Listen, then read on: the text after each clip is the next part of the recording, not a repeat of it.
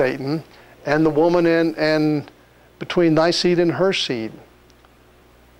He predicts Satan's eventual doom at this point.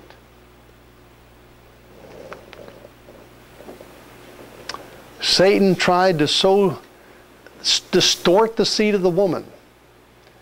The Redeemer was promised to come from the seed of the woman.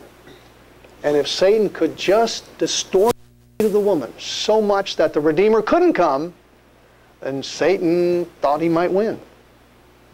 And so ever since then, he's been trying to destroy and to distort the seed of the woman.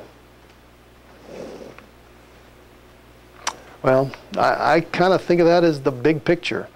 Satan was the highest being in creation at first, but he lost his standing when God recreated God's image in man. Man was number one at that point. And Satan rebelled. Satan was then cast to earth, and he's been at war with God and his image ever since. Well, put that in the embryonic stem cell controversy, and the abortion controversy, and the infanticide controversy, and the euthanasian ideas, and the physician-assisted suicide, and take your pick, the genocide, the killing of the image of God. That's these issues. All of them are of that. And why is it that evolution is always at the core of all of these practices which destroy the image of God? I see a sinister picture, I smell a rat, as it were.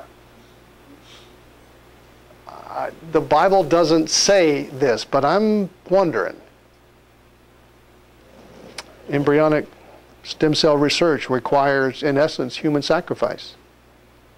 That's another thing that's always gone on, is make the children pass through the fire. You know the story. Human sacrifice. Embryonic stem cell research doesn't really have a track record of as promised, but adult stem cell research has been very fruitful. And as Christians, I think we have a responsibility to stand up against embryonic stem cell research and advocate. Stem cell research and therapy is just a God-given, it's just a wonderful possibility. And let's advocate for that and against the other. Well, let me close with these two illustrations. My friend Ken Ham at Answers in Genesis uses these charts. And he sees these two worldviews as at war. And here's the evolution worldview and all of these issues that come up related to it. And Christians over here are trying to pop these balloons.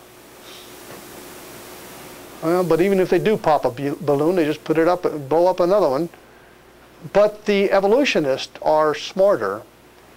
Their cannons are aimed at creation and Christianity's foundation.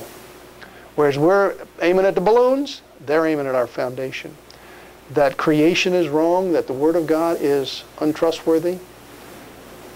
And our castle now is starting to develop cracks and starting to waver.